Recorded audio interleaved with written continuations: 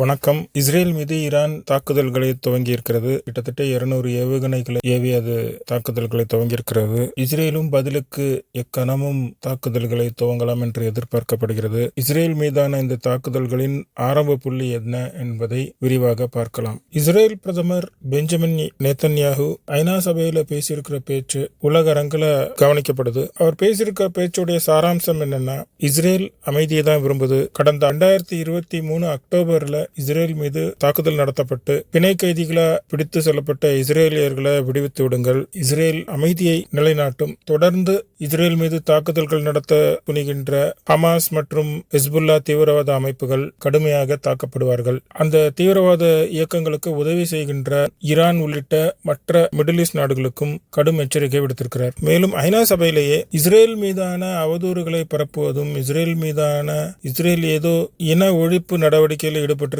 மாதிரியும் குற்றச்சாட்டுகள் எழுந்து வருது. அது முற்றிலும் உண்மைக்கு புறம்பான செய்தி என்றும் சொல்லியிருக்கார். இஸ்ரேல் என்பது யூதர்களுக்கு இருக்கக்கூடிய ஒரே நாடு. எப்படி இந்துக்களுக்கு இந்தியா என்ற ஒரே ஒரு நாடு இருப்பது போல இஸ்ரேலுடைய வரலாறு என்ன, அவங்களுடைய பின்புலம் என்ன, அவங்களுடைய பலம் என்ன, எந்த தைரியத்துல ஒட்டுமொத்த இஸ்லாமிய நாடுகளையும் தனி ஒரு நாடாக அந்த சிறிய நிலப்பகுதியை வைத்துக் கொண்டு எதிர்த்து போரிட்டு வருகிறது என்ற விஷயங்கள்லாம் மிக ஆச்சரியமூட்டக்கூடியவை. இஸ்ரேலுடைய வரலாறு கிட்டத்தட்ட 3500 ஆண்டுகளுக்கு பழமையானது. கிறிஸ்து பிறப்பதற்கு 1500 ஆண்டுகளுக்கு முன்பிருந்தே யூதர்கள் இருந்ததற்கான ஆதாரங்கள் இருந்து வருகிறது.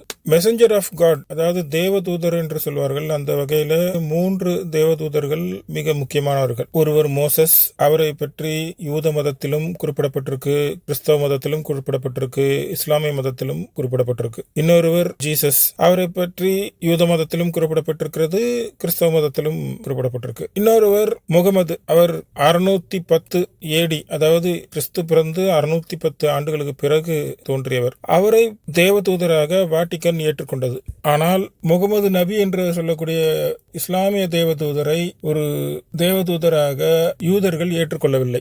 எப்படி புதிய நாடு ஒன்று உருவானால் மற்ற நாடுகள் அங்கீகரிக்க வேண்டும் என்று எதிர்பார்ப்பார்களோ அது போன்ற ஒரு விஷயம். கிறிஸ்தவ மதம் தோன்றிய உடனேயே கிறிஸ்தவ மதத்தின் தேவதூதனாகிய இயேசு கிறிஸ்து யூத மதத்திலே தான் பிறந்தார். யூத மதத்தின் மொழியான ஹீப்ருவில தான் பைபிளே எழுதப்பட்டது. கிறிஸ்தவ மதம் ஐரோப்பா முழுக்க வேகமாக பரவி வரும் பொழுது ரோமாபுரி மன்னர்கள் இஸ்ரேல் மீது போர் தொடுத்த வண்ணம் இருந்தாங்க. கிறிஸ்தவர்களின் தலைவராக கருதப்படுகிற போப் இன்று ஒரு அமைதியின் சின்னமா இருக்காங்க. அந்த காலத்துல போர்படை தளபதிகளாக செயல்பட்டு யூதர்களை எதிர்த்து போர் புரிந்தாங்க. அவர்களுடைய எண்ணம் யூத மதம் என்ற ஒன்று இருக்கக்கூடாது. மத ரீதியாக கிறிஸ்தவத்துக்கு மதமாறாத யூதர்களை வெறுத்து அவர்களை அழித்தொழிக்க போர் புரிந்தார்கள். இப்படியாக 600 வருடம் ஓடிவிட்டது. 610 கிறிஸ்து பிறந்து 610 வருடங்களுக்கு கழித்து இஸ்லாமிய மதம் உருவாகிறது. அவர்களுடைய தேவதூதரை யூதர்கள் தேவதூதராகவே ஏற்றுக்கொள்ளவில்லை என்ற காரணத்தினால் முஸ்லிம்களுடைய எதிர்ப்புக்கும் யூதர்கள் ஆளாகிறாங்க. ஒரு கட்டத்துல முஸ்லிம்களும் கிறிஸ்தவர்களும் சேர்ந்து யூதர்கள் மீது தாக்குதல்கள் நடத்துறாங்க. யூதர்கள் தங்களுடைய மதத்தை பரப்புவது போன்ற வேலைகளில் ஈடுபடவில்லை.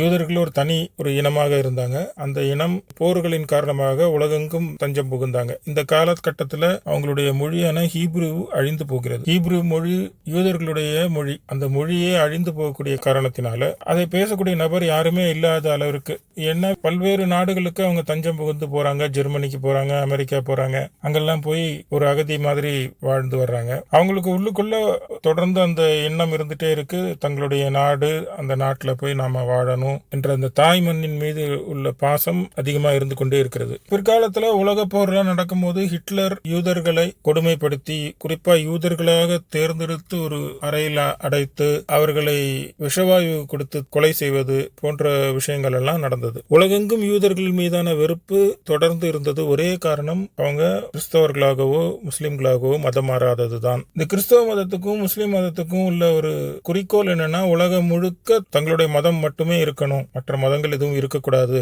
என்ற ரீதியில மதத்தை பரப்புகிற வேலையில ஈடுபட்டாங்க. கிறிஸ்தவர்கள் அதை பிரச்சாரமாக செய்தாங்க. பணம் இல்லாத ஏழைகளுக்கு பணம் கொடுத்து உதவி செய்வது போல மதம் மாற்றினாங்க. இஸ்லாமியர்கள் போர் முறையை கையில் எடுத்தாங்க. ஒரு நாட்டை கைப்பற்றுவாங்க, அந்த நாட்டில் உள்ள பெண்களை கற்பழிப்பாங்க, அந்த ஆண்களை கொலை செய்வாங்க. அந்த சமுதாயமே முஸ்லிம்களா மாற வேண்டிய ஒரு கட்டாயத்துக்கு உள்ளாகும். இந்த மாதிரி மத பிரச்சாரங்களை செய்யாத மதம் யூத மதம். இந்து மதமும் அவ்வாறே பிரச்சாரங்கள் செய்து யாரையும் இந்துக்களாக மாற்றும் வழக்கம் இல்லாதவைகள். 1948 தான் கிட்டத்தட்ட இந்தியா சுதந்திரம் வாங்கக்கூடிய தருணம் காரணத்துலதான் இஸ்ரேல் என்ற ஒரு புதிய நாடு உருவாகிறது. அது உருவான வரலாறு என்னன்னா, இஸ்ரேலிய மக்கள் உலகெங்கும் ஆங்காங்கே வாழ்ந்து வந்தாலும் அவர்கள் மிகப்பெரிய கல்வியாளர்களா இருந்தாங்க.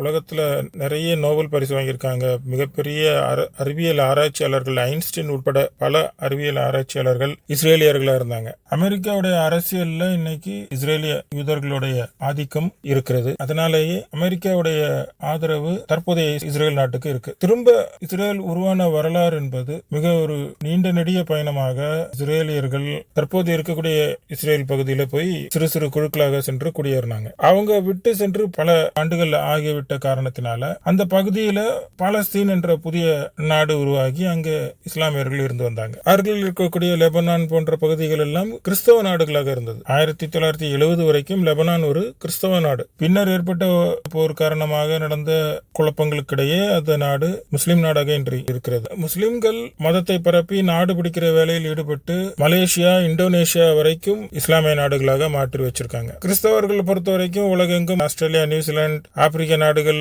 என்று பல பகுதிகளை கிறிஸ்தவ நாடாக மாற்றி வைத்திருந்தாங்க. தற்போது வேகமாக ஆப்பிரிக்க நாடுகள்ல எல்லாம் முஸ்லிம் நாடுகளா மாறிட்டு வர்றாங்க. இப்போ மதம் மாறாத யூதர்கள் திரும்ப வந்து அங்க இருக்கும் போது அவங்களை யாரும் ஏற்றுக்கொள்ளவில்லை. அவர்களை இந்த நாட்டுல வாழ அனுமதிக்கல. அவங்க அங்க ஒரு யூத வங்கி ஒன்றை ஆரம்பித்து அங்க இருக்கக்கூடிய பாலஸ்தீனர்களுக்கு நிலக்கடன்களை கொடுத்து வந்தாங்க. அந்த நிலக்கடன்களை ஒழுங்கா கெட்டாத காரணத்திற்காக நிலங்களை ஜப்தி செய்து வந்தாங்க. பிறகு அந்த நிலங்களை விலை கொடுத்து வாங்கி இன்று இருக்கக்கூடிய இஸ்ரேல் நாட்டை முழுக்க விலைக்கு வாங்கி இஸ்ரேல் அங்கே குடியிருக்கிறது. தன்னுடைய சொந்த நாடு விட்டு அகதிகளாக வெளியே சென்று விட்டோம், திரும்ப வந்து அதே நாட்டில் அதே பகுதியில் வாழணுன்றதுக்காக அந்த நிலங்களை விலைக்கு வாங்கினாங்க. பிறகு நிலங்களை விலைக்கு வாங்கி அந்த இஸ்ரேல் என்ற நாடை 1948 பிரகடனப்படுத்தி அவங்க அந்த நாட்டில் வாழும்போது பாலஸ்தீன் மக்கள் என்று சொல்லிக்கொண்டு இஸ்லாமியர்கள் இது எங்கள் நிலப்பகுதி, நாங்கள் ஆண்டாண்டு காலமா வாழ்ந்து வந்தோம், எங்களுடைய பூர்வீக நாடு, அதை நாங்கள் திரும்பி தரமாட்டோம் என்ற ரீதியில பேசினாங்க. இஸ்லாமியர்களை பொறுத்த வரைக்கும் அவங்களுக்கு வரலாறு எந்த இடத்துல இருந்து பார்ப்பாங்களோ அவங்க ஆட்சி புரிந்த காலத்துல இருந்து அது அவங்களோட நாடுன்னு சொல்லுவாங்க. அப்படி பார்த்தா அதுக்கு முன்னாடி உள்ள வரலாறு படி அது இஸ்ரேலுடைய பகுதி. அந்த பகுதி இஸ்ரேலோடதா பாலஸ்தீனத்தோடதான்றத விவாதம் பண்ணும்போது பழைய வரலாறுன்னு எதை பார்க்க முடியும்? பைபிள், குரான், இதுதான் பழைய காலத்து புத்தகங்கள். இது எல்லாத்திலையுமே அந்த நிலம் இஸ்ரேல் என்று தெளிவாக குறிப்பிடப்பட்டிருக்கு. யூதர்கள் வாழ்ந்தாங்கன்றதும் தெளிவாக குறிப்பிடப்பட்டிருக்கு. பாலஸ்தீனர்கள் மிக சமீப காலத்துல அங்க போய் குடியேறியிருக்காங்க. அதனால அவர்களுக்கு உள்ள உரிமையை விட யூதர்களுக்கு தான் அதுல அதிக உரிமை இருக்குன்னு இவங்க தொடர்ந்து வாதம் செஞ்சு வந்தாங்க. இவங்க கட்டுப்பாட்டுல அந்த ஒட்டுமொத்த பகுதியும் வந்து விட்டது. இவங்களுடைய ராணுவ கட்டுப்பாட்டுக்குள்ள பாலஸ்தீனம் எல்லாம் வந்து விட்டது. ஆனாலும் பாலஸ்தீனம் என்ற ஒரு நாடை யாசர் அரபத் அந்த காலகட்டத்தில் ஒரு நிலமில்லாத ஒரு நாடு ஐநா சபையில ஒரு நாடாக அங்கீகரிக்கப்பட்டது. அதாவது பாலஸ்தீன் என்ற ஒரு நாடே கிடையாது, ஒரு இடமே கிடையாது. அந்த நாட்டுக்கு ஒரு நபர் பேசுவதற்கு அனுமதி கொடுக்கப்பட்டது. அவர் அந்த பாலஸ்தீனத்துடைய உரிமை, அந்த மக்களுக்கு அந்த நிலத்தை திருப்பி கொடுக்கணும்ன்ற ரீதியில ஐநா சபையில பேசிட்டு வருவார். அது இன்று வரைக்கும் தொடர்ந்துட்டு இருக்கு. இன்று இருக்கக்கூடிய காசா, வெஸ்ட் பேங்க் போன்ற பகுதிகளுக்கு தண்ணீர் முதல் கொண்டு உணவுப் பொருட்கள் முதல் கொண்டு அனைத்தையும் வழங்குவது இஸ்ரேல் நாடு. உலக நாடுகளால் அந்த பகுதிக்குள்ள வரக்கூட முடியல. மிக அருகில இருக்கக்கூடிய எகிப்து தன்னுடைய அந்த காசா ஸ்ட்ரிப், காசா நகரம் அருகில எகிப்து நாடுடைய எல்லை பகுதி இருக்கிறது. அந்த எல்லை பகுதிக்குள்ள காசால இருந்து மக்கள் ஒருவர் கூட போக முடியாத அளவுக்கு மிகப்பெரிய ஒரு தடுப்பு சுவரை எகிப்து கட்டியிருக்கு. இன்னைக்கும் பார்க்கலாம், நீங்க இஸ்லாமியர்கள் அகதிகளாக நாடு விட்டு நாடு போவாங்க. உலகத்துல இருக்கக்கூடிய ஐரோப்பியில இருக்க நாட்டுக்கு போவாங்க, அமெரிக்காவுக்கு போவாங்க, தாங்கள் வாழ நிலம் இல்லைன்னு பல நாடுகளுக்கு போவாங்க. ஆனா செல்வ செழிப்பா இருக்கக்கூடிய சவுதி அரேபியா, துபாய் போன்ற பகுதிகளுக்கு செல்ல மாட்டாங்க. அங்க இருக்கிற நாடுகளும் அவங்கள உள்ள விட மாட்டாங்க. இதோடைய குறிக்கோள் என்னன்னா நாடு பிடிக்கிறது தான். ஏற்கனவே பிடிச்சாச்சு இந்த நாடெல்லாம் இஸ்லாமிய நாடுகளா இருக்கு. இஸ்லாமியர்களுக்கு ஒரு கஷ்டம்னா நீங்க அந்த இஸ்லாமிய நாடுகளுக்கு உள்ள விட்டுலாமே. அவங்களோட திட்டம் இஸ்லாமியர்களுக்கு உதவி பண்றதா இருந்தா அந்த மாதிரி பண்ணணும். அது அப்படி பண்ண மாட்டாங்க. மற்ற நாடுகள் இடம் கொடுக்கணும்னு கேட்பாங்க. ரோஹிங்கியா முஸ்லீம் வந்து பங்களாதேஷ்க்கு போக மாட்டாங்க, இந்தியாவுக்கு தான் வருவாங்க. எதனாலன்னா அவங்களுக்கு இஸ்லாமிய நாடா இருக்கக்கூடிய ஒரு நாட்டுல மீண்டும் மீண்டும் போய் அதை இஸ்லாமிய நாடாக்க வேண்டியது இல்லை. இஸ்லாமிய நாடாக இல்லாத ஒரு நாட்டுல போய் அதை இஸ்லாமிய நாடாக முயற்சி பண்றதுதான் அவங்களுடைய குறிக்கோள். இப்படியாக நிலத்தை விலைக்கு வாங்கி பின்தங்கி இஸ்ரேல் என்ற நாடை உருவாக்கி வரும்போது ஹீப்ரு மொழி அழிந்து போன ஒரு மொழி, அதை மீண்டும் உருவாக்கி அதை பேச்சு வழக்கிலும் எழுத்து வழக்கிலையும் இஸ்ரேல் கொண்டு வந்திருக்கு. தன்னுடைய இனம் வாழ்வதற்கு இருக்கக்கூடிய ஒரே நிலப்பகுதியாக இருக்கக்கூடிய இஸ்ரேலை கைவிடுவதற்கு யூதர்கள் தயாராக இல்லை. கடுமையான பல போர்களுக்கு இடையில முஸ்லிம் நாடுகள் இஸ்ரேல் மீது நேரடி தாக்குதல் நடத்தினா எங்கு அமெரிக்காவுடைய பொருளாதார தடைகள் தங்கள் மீது பாயுமோன்னு பயந்துகிட்டு ஹமாஸ், ஹெஸ்புல்லா போன்ற தீவிரவாத இயக்கங்களை உருவாக்கி அதற்கும் தங்கள் நாடுகளுக்கும் நேரடி தொடர்பு இல்லை என்று சொல்லிவிட்டு மறைமுகமாக அவர்களுக்கு நிதியுதவி கொடுத்து, பொருளுதவி கொடுத்து, ராணுவ தளவாடங்கள் உதவி போன்ற உதவிகளை செய்து இஸ்ரேல் மீது தாக்குதல்கள் நடத்தினாங்க. அது மறைமுக தாக்குதல்கள் நடந்தது. பிறகு இஸ்ரேல் தன்னுடைய உளவு நிறுவனத்தை, மொசாட் என்ற உளவு நிறுவனத்தை உருவாக்கி உலக நாடுகள் முழுக்க அவர்கள் இருந்தாங்க. உலக நாடுகள் முழுக்க அவங்க அகதிகளை போய் இருந்ததுனால அங்கங்கே அவங்க அந்த மக்கள் தங்கள் நாட்டுக்காக எதையும் செய்ய ஒரு தயாரா இருந்த ஒரு தேசபக்தி உள்ள மக்கள். அப்போ யோசிச்சு பாருங்க, கிட்டத்தட்ட 3500 ஆண்டுகள் பழமையான ஒரு யூத மதம் அழிப்பதற்காக இவ்வளவு காலமாக இவ்வளவு நடவடிக்கைகள் எடுக்கப்பட்டு வருது. இந்த சூழ்நிலையில இஸ்ரேலுடைய கை ஓங்கி இருக்கிற காரணத்தினால ஐநா சபை வரைக்கும் போய் சீஸ் ஃபயர், அதாவது போர் நிறுத்த ஒப்பந்தம் போடுறாங்க. போர் நிறுத்த ஒப்பந்தம் போட்ட உடனே இஸ்ரேல் அதை மதித்து பெரிய நடவடிக்கை எதுவும் எடுக்காம அமைதியா இருந்து வர்றாங்க. கடந்த 2023 அக்டோபர் 7ஆம் தேதி கிட்டத்தட்ட 4000 ஏவுகணைகளை ஒரு அரை மணி நேர கேப்ல மிக வேகமா இஸ்ரேல் மீது காசா நகரத்திலிருந்து தாக்கப்படுகிறது. மொத்தத்தில் 15,000 ஏவுகணைகள் இஸ்ரேல் மீது வீசப்பட்டது. இஸ்ரேல் அயன் டோம் என்று சொல்லக்கூடிய ஒரு தடுப்பு அணையை கட்டி வைத்திருக்கிறது. அதாவது எதிரி நாட்டிலிருந்து ஏவுகணை வந்தால் அதை ஆகாயத்திலேயே தடுத்து நிறுத்தக்கூடிய மாற்று ஏவுகணை இங்கிருந்து போகும். ஆனாலும் ஒரே நேரத்தில் அரை மணி நேரத்தில் 4000 ஏவுகணைகள் திடீரென்று வந்ததுனால இஸ்ரேல் கடுமையா பாதிக்கப்பட்டது. அந்த நேரத்தில் காசாலிருந்து வாகனங்கள்ல வந்து நிறைய பெண்கள் கடத்து செல்லப்பட்டாங்க. இஸ்ரேலியர்கள் கொலை செய்யப்பட்டாங்க.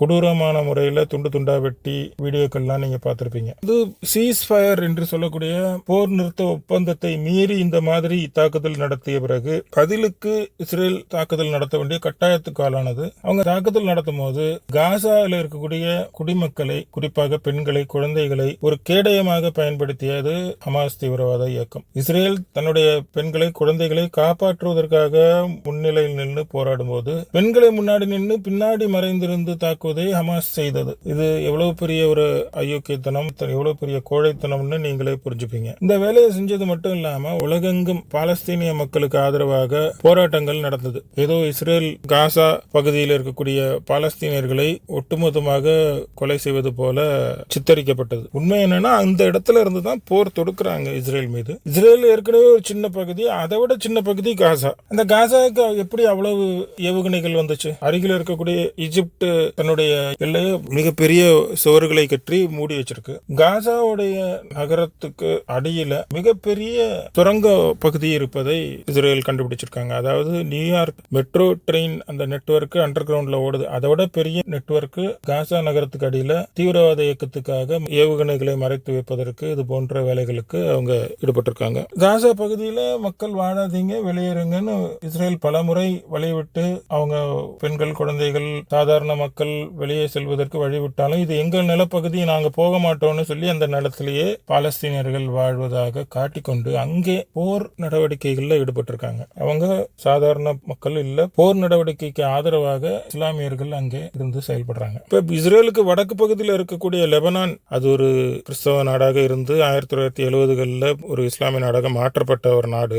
அங்க ஹிஸ்புல்லா தீவிரவாதிகள் ஒரு இயக்கத்தை வச்சு அங்கிருந்து ஒரு தாக்குதல் நடத்துறாங்க. அங்க சமீபத்தில் கேள்விப்பட்டிருப்பீங்க, ஒரு பெரிய தாக்குதல்கள் நடத்தி அங்க தீவிரவாதிகள், ஹிஸ்புல்லா தீவிரவாதிகள் கொலை செய்யப்பட்டாங்க. ஹிஸ்புல்லா தீவிரவாதத்தோட தலைவர் நஸ்ருல்லா என்பவர் சமீபத்தில் ஒரு பெரிய ஏவுகணை தாக்குதல்ல கொலை செய்யப்பட்டிருக்கார். அவங்க இஸ்ரேலுடைய தொழில்நுட்பம் மிக வலுவா இருக்கு, அவங்க மொபைல் போன் பயன்படுத்தினா நம்மளை ஹேக் பண்ணி ட்ரேஸ் பண்ணிடுவாங்கன்னு சொல்லி மிக பழமையான பேஜர் முறையை, நம்ம ஊர்ல 25 வருஷத்துக்கு முன்னாடி இருந்த பேஜர் என்ற முறையை பயன்படுத்தி அதுல செய்திகளை பரிமாறி வந்தாங்க. அந்த பேஜர்களை ஒட்டுமொத்தமா வாங்கக்கூடிய இடத்திலேயே போய் இஸ்ரேல் அந்த பேஜர்களை சிறிய அளவில் வெடிகுண்டை வைத்து ஒரே நேரத்தில் இயக்கி 4000 பேஜர்கள் வெடித்தது. அதுல பல இடுப்புல அந்த பேஜர் மாற்றிருந்தனால கடுமையா பாதிக்கப்பட்டிருக்காங்க. அவங்க தீவிரவாத செயலில் மீண்டும் ஈடுபட முடியாது. இதெல்லாம் சினிமால வர்ற மாதிரியான ஒரு அதிரடி செயல்பாடுகள். ஒரே நேரத்தில் ஒரு படம் துப்பாக்கின்னு ஒரு படம் விஜய் படத்துல ஒரே நேரத்துல நிறைய தீவிரவாதிகளை சுட்டு தள்ளுவாங்க. அந்த மாதிரி ஒரே நேரத்துல 4000 பேஜர் படித்தது பெரிய பாதிப்பு அவங்களுக்கு. இதுல பல பேர் இறந்து போயிருக்காங்க. இதுல குழந்தைகள், பெண்கள் எல்லாம் அவங்க குடும்பத்துல இருந்திருக்காங்க, இறந்து போயிருக்காங்க.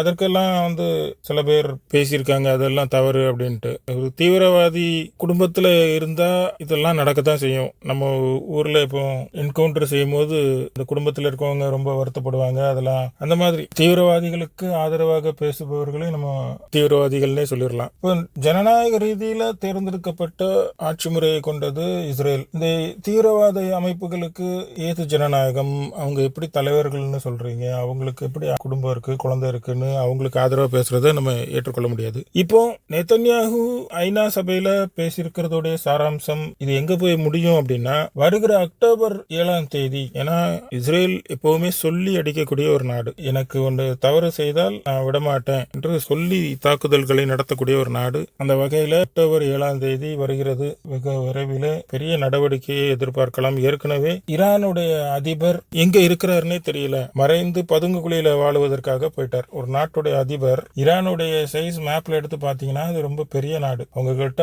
அணுகுண்டு இருக்கு, நியூக்ளியர் நாடு அது. அவங்க கிட்ட எண்ணெய் வளம் இருக்கு. இஸ்ரேல்கிட்ட எண்ணெய் வளம் கிடையாது. அவங்க வெளியே இருந்து தான் எண்ணெய் வாங்குறாங்க. அவங்க நிலத்துல மரங்களை நட்டு காடுகளை புதிதாக உருவாக்குறாங்க. அதுவும் ஒரு பாலைவன பகுதி. அவங்களுக்கு தேவையான தண்ணீரை, கடல் நீரை குடிநீராக மாற்றுகிற அந்த திட்டத்தின் மூலமா தான் செயல்படுத்துறாங்க. காசாவுக்கும் அந்த தண்ணியை அவங்க கொடுக்குறாங்க. அவங்க தண்ணி கொடுக்கலன்னா காசாவுக்கு தண்ணி கிடையாது. காசா என்ற பகுதி இஸ்ரேலுடைய முழு கட்டுப்பாட்டில் தான், ராணுவ கட்டுப்பாட்டில் தான் இருக்கு. ஆனாலும் அந்த பகுதியில் இருக்கக்கூடிய மக்கள் இது எங்க நாடு, இதை விட்டுருங்கன்னு சொல்லி அவங்க பேசிட்டு இருக்காங்க. அவங்களுக்கு உணவும் இவங்க தான் கொடுக்குறாங்க. உண்மையிலேயே வாழணும்னு ஆசை இருக்கிறவங்க அங்கேயே இருக்கணும். அந்த நாட்டை, அந்த இடத்த ஒரு தீவிரவாதி பயன்படுத்துறேன்னா அந்த இடத்துல ஏன் இருக்கணும்? அந்த இடத்துல இருந்துகிட்டு தீவிரவாத நடவடிக்கைகளுக்கு ஒரு கேடயமாக பெண்கள், குழந்தைகள் இருக்கக்கூடிய ஒரு மருத்துவமனை சமீபத்தில் கண்டுபிடிச்சிருக்காங்க. அது ஒரு தீவிரவாத ராணுவ தளவாடங்கள் அங்க பதுக்கி வைக்கப்பட்டிருக்குன்னு. இது பலமுறை தொடர்ந்து நடந்துகிட்டு இருக்கு. ஆக இஸ்ரேல் மீது நடக்கக்கூடிய இந்த தாக்குதல்கள் முழுக்க மத ரீதியிலான வேறுபாடுகள் காரணமாக நடந்து வரக்கூடிய ஒரு தாக்குதல்கள். இஸ்ரேலை சுத்தி இருக்கக்கூடிய கிறிஸ்தவ நாடுகள் முஸ்லிம் நாடுகளாக மாற்றப்பட்டு விட்டது. ஆகவே இஸ்ரேல் பக்கத்தில் இருக்கக்கூடிய முஸ்லிம் நாடுகள் எல்லாம் இப்போ இஸ்ரேல் மீது தாக்குதல்கள் நடத்திட்டு இருக்காங்க. பக்கத்துல கிறிஸ்தவ நாடு இல்லைங்கிறதுனால அவங்க ஒதுங்கி இருக்காங்க. ஒரு இனத்தை, ஒரு மதத்தை அழிக்க வேண்டும், இந்த உலகத்திலே இருக்கக்கூடாது என்று முடிவு செய்து கங்கணம் கட்டி கொண்டு அவர்களை தாக்குவது, அழிப்பது என்பதற்கு தீவிரவாத நடவடிக்கைகளை மறைமுகமா தாக்குதல் நடத்துவது நியாயமில்லாத ஒரு விஷயம். இஸ்ரேல் தன்னை தற்காத்துக் கொள்வதற்காக ஆக்ரோஷமாக போரிட்டு வருது. ஒரு சிறிய நாடு இவ்வளவு வேகமா செயல்படுது, இவ்வளவு ஆக்ரோஷமா செயல்படுது என்று பார்க்கும்போது நமக்கு ஆச்சரியமா இருக்கு. நேதன்யாகு ஐநா சபையவே அந்த இடத்துல வாட் அ ஜோக் அப்படின்னு தான் சொல்லியிருந்தார். அதாவது இஸ்ரேலுக்கு எதிரான தீர்மானங்களை ஐநா சபையிலேயே நிறைவேற்றிட்டு வராங்க. இஸ்ரேல் மீது தாக்குதல்கள் நடக்குது, அதை தடுப்பதற்காக இஸ்ரேல் எடுக்கக்கூடிய நடவடிக்கை உடனே நிறுத்தணும்னு சொல்றாங்க. பல முறை போர் நிறுத்த ஒப்பந்தங்களை போடுறாங்க. அந்த ஒப்பந்தங்களை அந்த பாலஸ்தீன் தீவிரவாதிகள் மீறுகிறார்கள். அப்போ அந்த பாலஸ்தீன தீவிரவாதிகள்கிட்ட பேச்சுவார்த்தை நடத்துறதுக்கு முடியல. பாலஸ்தீன் ஒரு நாடே கிடையாது. அதை அங்கீகரித்தது ஐநா சபையோட தவறு. இல்லாத ஒரு நாடு இருப்பது போல அதற்கு போராட்டங்கள், உலகெங்கும் இஸ்லாமியர்கள் போராட்டம். அவ்வளவு அக்கறை இருந்தா அந்த பாலஸ்தீன மக்களுக்கு எவ்வளவு பெரிய பாலைவன பகுதிகளாக இருக்கக்கூடிய தங்கள் நாட்டில் ஒரு சிறு பகுதியை கொடுத்து அந்த மக்களை, பாலஸ்தீன் மக்களை வாழ வைக்கலாமே. மிக அருகில் இருக்கக்கூடிய எகிப்து அவங்களுடைய எல்லையை திறந்து விட்டு அவர்களுக்கு இருக்க இடம் கொடுக்கலாமே. அவர்கள் என்ன போக முடியாம இருக்க, வெளியே வர முடியாம இருக்க இஸ்ரேல் வழி விட தான் செய்யுது. இதெல்லாம் நாடு பிடிப்பதற்காக செய்யப்படக்கூடிய வேலைகள். ஒவ்வொரு மதமாக அழித்து கொண்டே வந்தால் ஒரு காலத்துல இஸ்லாம் மதம் மட்டும் இருக்கும்னு இஸ்லாமியர்கள் நம்புறாங்க. எங்களுக்கு இருக்கக்கூடிய ஒரே நாடான இஸ்ரேலை விட்டுருங்க, நாங்க யூதர்களாகவே இருக்கிறோம், எங்களை மதம் மாற்றாதீங்கன்னு தற்காப்பு வேலையில தான் இஸ்ரேல் ஈடுபடுது. ஆக முதல்ல யார் பக்கம் நியாயம் இருக்குன்றதையே நம்ம மக்கள் புரிஞ்சுக்காம வரலாறு என்ன என்பதை தெரிந்து கொள்ளாமல் இருப்பது பிற்காலத்துல நமக்கே அது ஆபத்தா முடியலாம். அதனால இஸ்ரேல் தரப்பு பக்கம்தான் முழுமையான நியாயம் இருக்குது. இஸ்ரேலை சேர்ந்த யூதர்கள் வாழ்வதற்கு இந்த உலகத்துல முழு உரிமையும் இருக்கிறது. தங்களை தற்காத்துக் கொள்வதற்காகவே இந்த யுத்தங்களை நடத்த வேண்டிய சூழல்ல யூதர்கள் இருக்கிறாங்க என்பதுதான் உண்மை. வரும் அக்டோபர் 7ஆம் தேதி வாக்குல கண்டிப்பா ஒரு பெரிய சம்பவம் நடக்கும் என்று எதிர்பார்க்கப்படுகிறது. அது உலக போர் என்று சொல்லப்பட்டாலும் உலக போர் என்று அதை எடுத்துக்கொள்ள முடியாது. இஸ்ரேலுக்கு எதிரான போர் என்ற அர்த்தத்துல தான் அது இருக்கும். அதை சமாளிக்கக்கூடிய திறமை இஸ்ரேலுக்கு இருக்கிறது என்பதையும் இந்த இடத்துல நம்ம புரிந்து கொள்ள வேண்டும். நன்றி, வணக்கம்.